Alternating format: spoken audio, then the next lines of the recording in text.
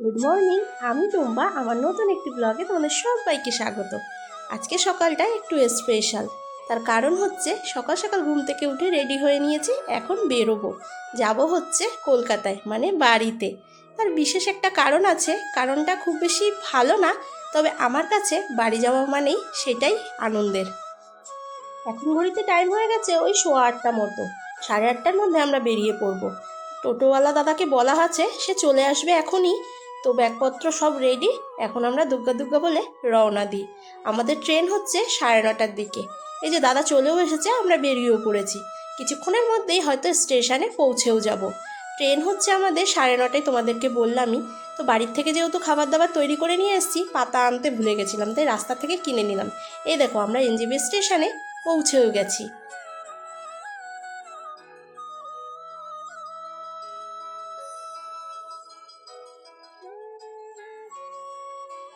এখন বাড়ির থেকে বেরোলেই যেখানেই যাই না কেন, আমাকে আর ব্যাগ টানাটানি করতে হয় না।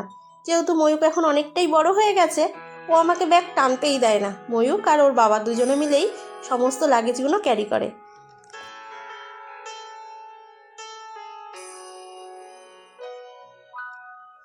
এখন ওই 9টা মতো বেজে গেছে। স্টেশনে পৌঁছে গেছি প্রায় আধা ঘন্টা আগে। তো এই দাঁড়িয়ে দাঁড়িয়ে ট্রেনের ওয়েট করা ছাড়া আর কোনো কাজ নেই। আর এদিকে রনি একটু কোল্ড ড্রিঙ্কস আর দুটো জলের বোতল নিয়ে নিতে বললাম, সেটাই নিয়ে নিচ্ছে। বাইরে থেকে সেরকম বেশি একটা কিছু কেনার নেই, বাড়ির থেকে সমস্ত খাবার দাবার নিয়ে এসেছি। আর এদিকে দেখো, ট্রেন আমাদের ঢুকেও গেছে। হলদিবাড়ি সুপারফাস্ট এই দিনের ট্রেনটাতেই টিকিট পেয়েছি। হঠাৎ করেই যেহেতু আমাদের যেতে হচ্ছে, সেই কারণে আর রাত্রের কোনো ট্রেনে আমরা টিকিট কনফার্ম পাইনি। এই ট্রেনটাতেই পেয়েছি, স্লিপারেই কাটা হয়েছে। এর আগে যতবারই আমরা হলদিবাড়িতে গেছি, ততবারই আমরা চেয়ার কাটেই গেছি। এবারেই শুধু আমাদের স্লিপারে কাটা হয়েছে।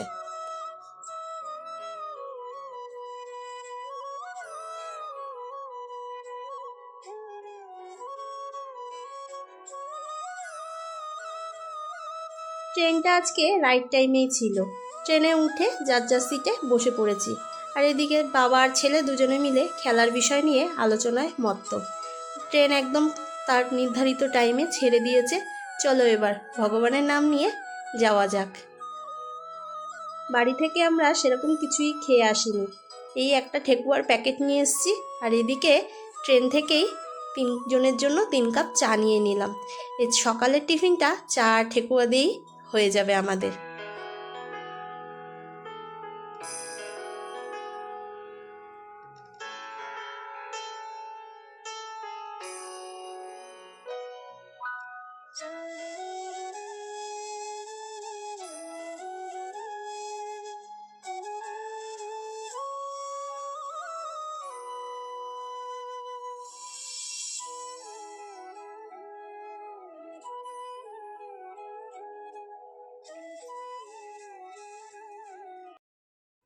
তোমাদেরকে তো বললামই যে বাড়ির থেকে সমস্ত খাবার দাবার নিয়ে এসেছি।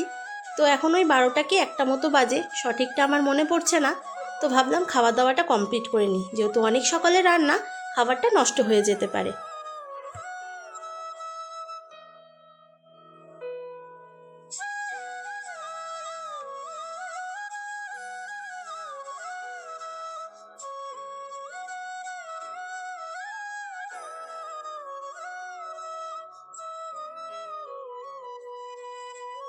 তখন সেই খাওয়া দাওয়া কমপ্লিট করার পরে আর কিছুই আর ভিডিও করা হয়নি।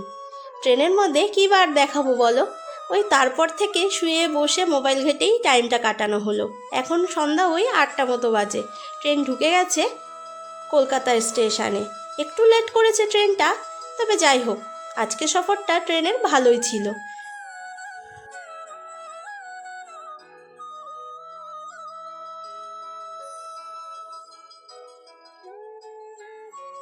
ট্রেন থেকে নেমে মনে হচ্ছে কতক্ষণে বাড়ি পৌঁছাবো। আমার এই ছোট্ট ছেলেটাকে দেখার জন্য মনটা বড়ই ব্যাকুল। সেই 6 মাস বয়সে ওকে দেখেছি, ওর বয়স এখন প্রায় 2 বছর হতে যায়। 1.5 বছর হলো ওকে সামনাসামনি দেখি না। কিছুদিন আগে আমার মেয়েটাকে দেখেছি, মাম্মামকে, যখন সুন্দরবন গেলাম। ছেলেটা আসেনি তো তখন, সেই কারণে দেখিনি। এই ক্যাবের জন্যই আমরা বাইরে ওয়েট করছিলাম। ক্যাব চলে এসেছে, এখন বাড়ির পথে রওনা।